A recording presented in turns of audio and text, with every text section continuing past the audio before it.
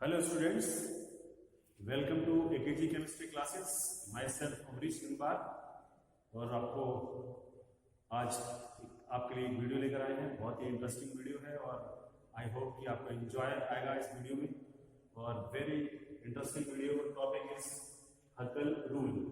हकल rule क्या है? देखिए, हकल रूल कुछ ज़्यादा स्पेशल ऑर्गेनिक केमिस्ट्री के लिए है। क्यों? क्योंकि ये ऑर्गेनिक केमिस्ट्री में एरोमेटिक कैरेक्टर को रिप्रेजेंट करता है। यानी कि हकल रूल में हम कह सकते हैं कि कौन सा कंपाउंड एरोमेटिक है और कौन सा कंपाउंड एलिफेटिक है। एक्चुअली एलिफेटिक जो ऑर्गेनिक कंपाउंड जो होते हैं वो टू टाइप्स के होते हैं। Number one is aliphatic, number two is aromatic. तो एरोमेटिक के लिए कौन कौन सी कंडीशंस हैं, उन कंडीशंस को डिस्कस करता है, उन कंडीशंस को डिटेलिंग करता है, उन कंडीशंस को बताता है और ये बताता है कि कौन सा कंपाउंड एरोमेटिक है, कौन सा नॉन एरोमेटिक है। तो एरोमेटिक कंपाउंड का जहां जहन में नाम आता है तो वहां बेंजीन सबसे पहले आता है।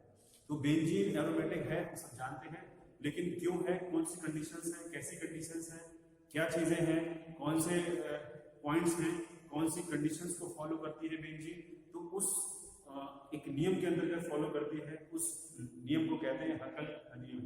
इस हकल के नियम का मैंने बोर्ड पे लिखा है हकल रूल। इसका एक और नाम है 4n + 2 पाई इलेक्ट्रॉन रूल, ठीक है। और इसका एक नाम और है एरोमेटिसिटी। अभी और भी नाम है, आते रहेंगे, बताते रहेंगे। देखिए चार्ट की तरफ नजर करते हैं। चार्ट मिलेगा आपको। For monocyclic cleaner compound in which each atom has p orbital as in benzene, Hukal showed that compound is 4n + 2 pi electron where n is equal to 0 1 2 3। n जो है होल नंबर है, ठीक है, 0 1 2 3। इसमें simple सा है, मैं क्या बता देता हूँ, वहां भी लिखा है, यहाँ भी लिखा है कि एक हकल रूल के अंतर्गत और 4n + 2 pi electron, 4n + 2 pi electron का मतलब क्या है, जो 4n है वो क्या है और पाई इलेक्ट्रॉन्स का इन्वॉल्वमेंट क्या होता है, सीधी सीधी वही इन्वॉल्वमेंट है जो p ऑर्बिटल से इन्वॉल्वमेंट आती है पाई इलेक्ट्रॉन का। तो 4n + 2 पाई इलेक्ट्रॉन, ये एरोमेटिसिटी का जो रूल है वो यही है। तो हकल रूल में क्या कहते हैं, कंडीशन नंबर 1, कंपाउंड कैसे होने चाहिए, कंपाउंड होने चाहिए क्लोज्ड रिंग। और वो रिंग कैसी होनी चाहिए, प्लेनर होनी चाहिए। रिंग कैसी होनी चाहिए स्टूडेंट्स, प्लेनर होनी चाहिए, ठीक है। n = 0 1 2 3 4 so on, ये होना चाहिए, ठीक है। 4n + 2 पाई इलेक्ट्रॉन, अगर हम इलेक्ट्रॉनों की संख्या जाने कि कितने इलेक्ट्रॉन होने चाहिए इस लॉ को फॉलो करने के लिए, तो देखिए एक नियम से हम देख लेते हैं।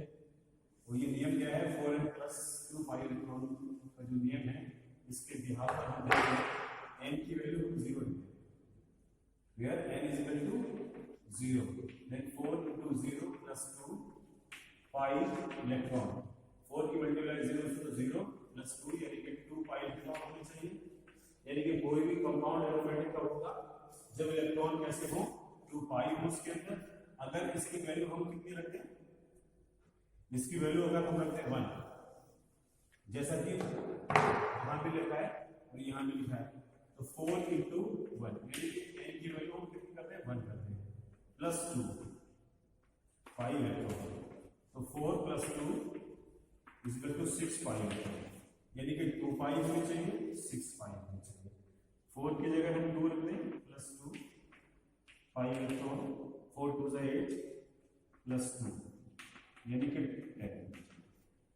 तो सो ऑन, यानी कि किसी भी कंपाउंड को एरोमेटिक होने के लिए क्या करना पड़ेगा कि इलेक्ट्रॉन कितने होने चाहिए उसमें, 2 पाई इलेक्ट्रॉन होने चाहिए, 4 पाई, 6 पाई, 14 पाई, सो ऑन।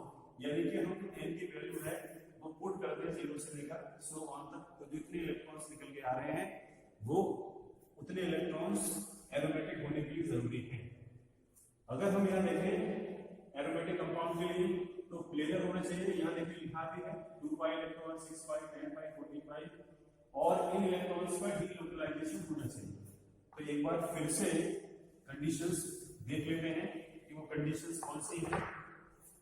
अवेलेबिलिटी, रिंग कैसी होनी चाहिए, क्लोज होनी चाहिए, प्लेनर होना चाहिए, 2 पाई, 6 पाई, 10 पाई, 14 पाई, ये इलेक्ट्रॉन होने चाहिए उसके अंदर, और इन पाई इलेक्ट्रॉन्स का डीलोकलाइजेशन होना चाहिए। पाई इलेक्ट्रॉन्स का क्या होना चाहिए, डीलोकलाइजेशन होना चाहिए, डीलोकलाइजेशन ऑफ पाई इलेक्ट्रॉन्स। ये देख रहे हैं बोर्ड पर लिखा हुआ, तो ये जो मैं लिख रहा हूं बोर्ड पर, ये एरोमेटिक करेक्टर रिप्रेजेंट करने की कंडीशंस हैं। ओके, तो स्टूडेंट्स आपको समझ में आ रहा होगा, और हम आगे बढ़ते हैं। sp2 हाइब्रिडाइजेशन कंपल्सरी है, हाइब्रिडाइजेशन होना ही होना चाहिए। फॉर एग्जांपल इन कंडीशंस को देखिए, हम लेते हैं एग्जांपल के तौर पे। एग्जांपल है हमारे पास एक क्लोज रिंग, पाई बॉन्ड, ठीक है, मैं इसका नाम बाद में बताऊंगा आपको। रिंग क्लोज है क्लोज, प्लेनर है, प्लेनर के लिए हमें ये दिखाना पड़ेगा पहले sp2 हाइब्रिडाइजेशन अगर कहीं भी होगा तो वो रिंग कैसी होगी, प्लेनर होगी। हाइब्रिडाइजेशन का मैंने लास्ट वीडियो में बताया था formula sp3 minus pi bond. तो sp3 माइनस पाई बॉन्ड। अब यहाँ जितने कॉर्नर हैं वो कार्बन से, जितने भी कॉर्नर हैं वो कार्बन से। किसी कार्बन पर हम 1 नंबर, 2 नंबर, 3 नंबर डाल दें, तो इस कार्बन पर हम देखना चाहेंगे जिस पर पाई बॉन्ड कितना आ रहा है, लेकिन ये है, ये आ रहा है हमारे। तो यानी कि इसमें हर कार्बन sp2 हाइब्रिडाइज होगा। तो इट मींस जब sp2 हाइब्रिडाइज होगा तो स्ट्रक्चर कैसा होगा, प्लेनर होगा।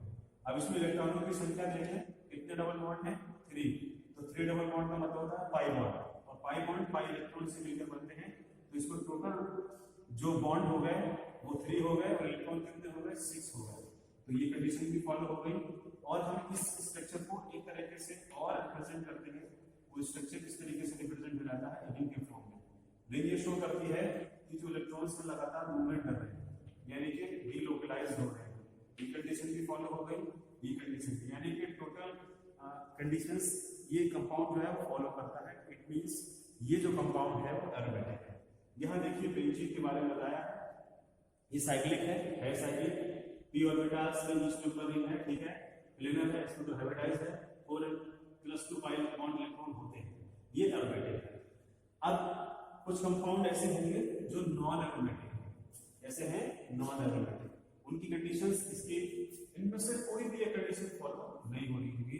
हो सकता है ये हो जाए, ये हो जाए, ये हो जाए, तो ये नहीं होगा, ये सब हो जाए तो ये नहीं होगा, ये सब हो जाए तो ये नहीं होगा। तो यहाँ पर हमारे पास बेंजीन, साइक्लो हेक्साट्राईन, साइक्लोब्यूटाडाइन, ये हमारे पास 3 कंपाउंड लिए हैं हमने स्टार्ट का। इन तीनों कंपाउंड्स के माध्यम से देखेंगे कौन सा एरोमेटिक है, कौन सा नॉन एरोमेटिक है, कौन सा एंटी एरोमेटिक है। अब एरोमेटिक की कंडीशंस तो मैंने बता दी एग्जांपल के थ्रू, ये वाली हो गई। अब हम देखते हैं हेक्साट्राईन, हेक्साट्राईन में 3 डबल बॉन्ड आएंगे, तो ये नॉन साइक्लिक है, नंबर रेड कलर से दिख रहा है आपको। हालांकि डबल बॉन्ड है, 6 पाई इलेक्ट्रॉन है, ठीक है, यहाँ भी sp2 है, यहाँ भी sp2, यहाँ भी sp2, हाइब्रिडाइजेशन भी sp2 है इसमें, लेकिन 4 पाई n इलेक्ट्रॉन्स की जितनी संख्या होनी चाहिए वो है। लेकिन नंबर 1 कंडीशन कौन सी होनी चाहिए, रिंग क्लोज होनी चाहिए, वो क्लोज रिंग नहीं है, इसलिए नॉन एरोमेटिक है, यहाँ लिखा है नॉन एरोमेटिक। हम एक एग्जांपल और लेते हैं, साइक्लोब्यूटाडाइन। साइक्लोब्यूटाडाइन में क्या करना है, हमें 2 डबल बॉन्ड लिखे, यहाँ भी, यहाँ भी, यहाँ भी और यहाँ भी, सब जगह sp2 हाइब्रिडाइजेशन होगा। ओके, क्लोज रिंग है, sp2 हाइब्रिडाइजेशन है तो प्लेनर भी है, p ऑर्बिटल्स का डीलोकलाइजेशन है, साइक्लिक है, लेकिन ये एंटी एरोमेटिक है। एंटी एरोमेटिक क्यों है, अब आप गैस लगाइए, एंटी एरोमेटिक क्यों है, क्योंकि इसमें पाई इलेक्ट्रॉन्स की संख्या काउंट कीजिए कितनी आ रही है। पाई इलेक्ट्रॉन्स की संख्या कितनी आनी चाहिए, 2 पाई आनी चाहिए, 6 पाई आनी चाहिए, 10 पाई आनी चाहिए, 14 पाई आनी चाहिए, सो ऑन।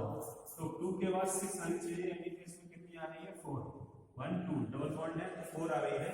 तो इसलिए इसमें पाई इलेक्ट्रॉन की संख्या हक्कल रूल के हिसाब से नहीं है, इसलिए एंटी एरोमेटिक है। एंटी एरोमेटिक, ये नॉन एरोमेटिक, ये एंटी एरोमेटिक, ये एरोमेटिक। नॉन एरोमेटिक की तो टोटली कंडीशंस, सबसे पहली कंडीशन होनी चाहिए क्लोज रिंग, तो वो एरोमेटिक कैटेगरी में आ सकता है। तो ये तो क्लोज रिंग है ही नहीं, इसलिए नॉन एरोमेटिक हो गया। और ये एंटी एरोमेटिक का मतलब हो गया एरोमेटिक से जस्ट अपोजिट। ठीक है, तो डियर स्टूडेंट्स, आप लोगों को समझ में आया होगा कि हक्कल रूल क्या कहना चाह रहा है। तो हक्कल रूल से आप एक बार थोड़ा सा रिफाइन कर लीजिए, इस टॉपिक को दोबारा से देखते हैं एक बार फिर से। हक्कल रूल का नाम हुआ है Huckel rule, aromaticity rule, 4n + 2 pi electron rule. ठीक है, एरोमेटिक कैरेक्टर रूल, ये कई नामों से जाना जाता है। इसमें सबसे पहली कंडीशन क्या है? पहली कंडीशन है कि रिंग कैसी होनी चाहिए? क्लोज रिंग में कंपाउंड में साइक्लिक रिंग होनी चाहिए। कहने का मतलब है साइक्लिक रिंग होनी चाहिए, sp2 हाइब्रिडाइजेशन होना चाहिए, डीलोकलाइजेशन ऑफ पाई इलेक्ट्रॉन होना चाहिए। ठीक है, आगे हम पढ़ते हैं इसमें sp2 सेंट्रेड हो गया, प्लेनर स्ट्रक्चर होना चाहिए, प्लेनर। और पाई इलेक्ट्रॉन्स जो 4n + 2 पाई इलेक्ट्रॉन्स जो है उनकी संख्या कितनी आए? 2 पाई, 6 पाई, 10 पाई, 14 पाई। अगर ये इलेक्ट्रॉन्स आ रहे हैं उसमें तो इट मींस वो एरोमेटिक है, अदरवाइज नॉन एरोमेटिक है, एंटी एरोमेटिक होगा। तो आई होप स्टूडेंट कि आपको ये टॉपिक समझ में आया होगा, अच्छी तरीके से समझ में आया होगा। अगर इन केस आपको समझ में नहीं आया हो तो मेरे YouTube channel AKG chemistry classes में देखिए और वहां कमेंट बॉक्स में मुझे क्वेश्चन दीजिए और मैं आपके क्वेश्चंस का आंसर दूंगा। Thank you very much, most welcome, thank you.